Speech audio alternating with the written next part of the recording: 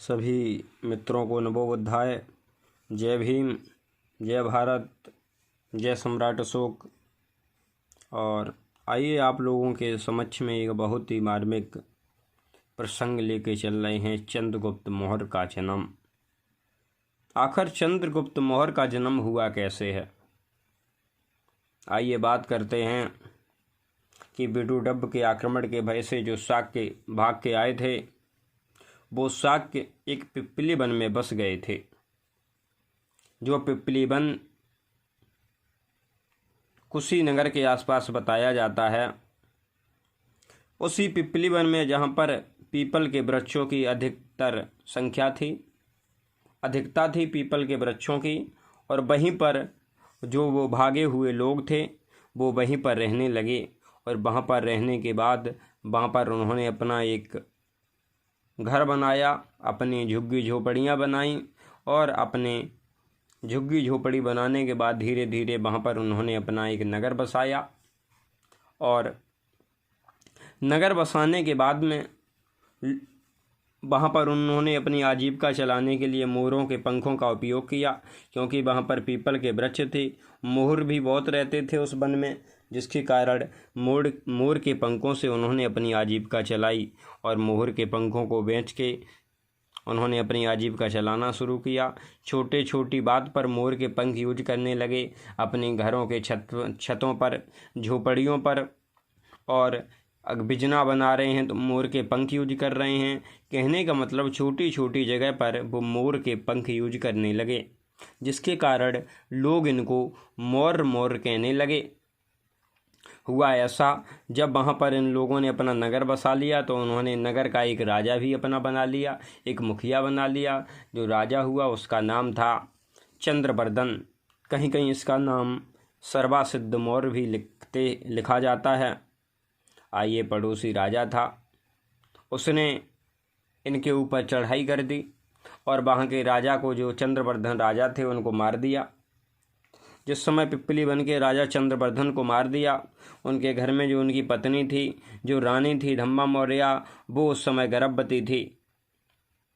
और जिस समय उस राजा ने चंद्रवर्धन को मार दिया, और चंद्रवर्धन को मारने के बाद में वो महलों के अंदर पहुंच गया और रानी से कहा कि रानी, अब तुम ऐसा कीजिए, तुम्हारे पति को मैंने मार दिया है, अब तुम हमारी पत्नी बन जाओ। लेकिन उन्होंने कहा कि नहीं, हम आपकी पत्नी बिल्कुल भी नहीं बन सकते। आज उस राजा ने उसको 2-3 दिन का समय दे दिया कि हम तुमको 2-3 दिन के लिए समय देते हैं कि आप सोच लो, उसके बाद में तुमको हमारी रानी बनना पड़ेगा, क्योंकि इस राज्य को मैंने जीत लिया है और इस राज्य में रहने वाला प्रत्येक व्यक्ति अब हमारा है। इस राज्य में माल खजाना है वो हमारा है, ये महल हमारा है, खेत खलियान हमारा है, पूरा राज्य हमारा है, तो फिर ये रानी भी हमारी है। लेकिन रानी को 2-3 दिन का सोचने का मौका दिया। रानी ने क्या किया, रानी मौका पा करके और घर से भाग गई रात के अंधेरे में। और जिस समय रात के अंधेरे में रानी भाग के जा रही थी, राजा को पता चला कि रानी महलों से निकल गई है। उसके बाद उन्होंने सैनिकों को भेजा, सैनिकों ने पीछा किया। सैनिकों के पीछा करने के बाद जो वो रानी थी वो एक नदी में कूद गई। और नदी में कूदने के बाद में उस रानी ने क्या किया, वो रानी जिस समय नदी में कूदी तो नदी में कूदते वक्त वो रानी तैरना जानती नहीं थी, बल्कि उसी में फंस गई और पानी के साथ में बहती हुई चली गई। कुछ दूर जा कर के कुछ मल्लाह लोग थे जो नाव वगैरह चला रहे थे, उन्होंने देखा कि यह एक स्त्री है। उन्होंने उस स्त्री को निकाला, और स्त्री को निकालने के बाद में उन्होंने क्या किया, उसका पेट दबाया और पानी निकाला। और जिस समय पेट दबा करके पानी निकाला तो पता चला है कि वो उसको थोड़ी बहुत सांसें आईं। धीरे धीरे समय के उपरांत वो रानी जो थी वो ठीक हो गई। फिर रानी ने अपनी सारी कहानी बताई कि भैया, हमारे राज्य पर दूसरे राजा ने चढ़ाई कर दी है, हमारे पति को मार दिया है, और मैं पिप्पली वन के राजा चंद्रवर्धन की पत्नी हूँ।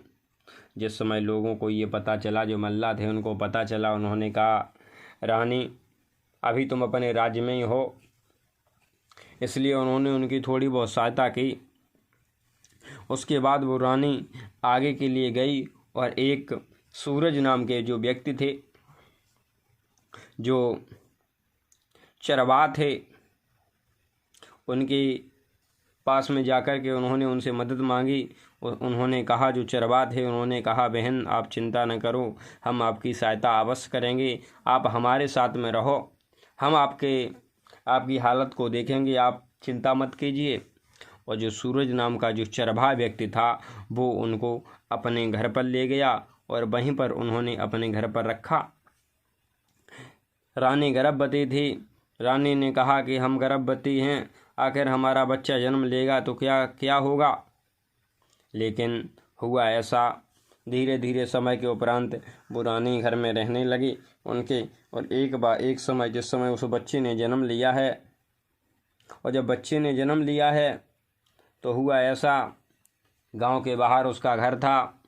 उन्होंने गांव में खबर कर दी, जब बच्चे ने जन्म ले लिया तो उसने गांव में ये खबर कर दी कि आज मुझे नदी के किनारे एक संदूक में मुझे एक बच्चा रखा हुआ मिला है। पूरे गांव में ये हलचल कट गई कि यह एक बच्चा मिला है, क्योंकि उस घटना को इसलिए उन्होंने गुप्त कर लिया कि कहीं इनको पता ना चल जाए, तो राजा तक वो खबर ना पहुंच जाए, इसलिए उन्होंने उस घटना को गुप्त रखा। ये बताया जाता है जिस समय जब बालक का जन्म हुआ है तो ये सारे नगर में, सारे गांव में ये खबर फैल गई है कि नदी के किनारे एक बच्चा मिला है, जो सूरज नाम के व्यक्ति हैं उनको। उसके बाद उस बच्चे का नाम चंद्रगुप्त रखा गया। और चंद्र, क्योंकि उस बच्चे, ये बताया जाता है कि उस बच्चे का चेहरा चंद्रमा के समान चमक रहा था, इसलिए उस बच्चे का नाम चंद्र। और गुप्त घटना के कारण जो छुपा ली गई थी घटना, इसके लिए उसके नाम के पीछे गुप्त शब्द जोड़ा गया। चंद्रगुप्त और मौर्य वंशज होने के कारण उस बच्चे का नाम चंद्रगुप्त मौर्य रखा गया है। जो रानी धम्मा मौर्य थीं, उनके कोख से उस बच्चे ने जन्म लिया था। इस प्रकार से चंद्रगुप्त मौर्य का जन्म 345 ईसा वर्ष पूर्व में हुआ था, और वही आगे चल के 322 ईसा वर्ष पूर्व में मगध की गद्दी पर वही बैठे थे।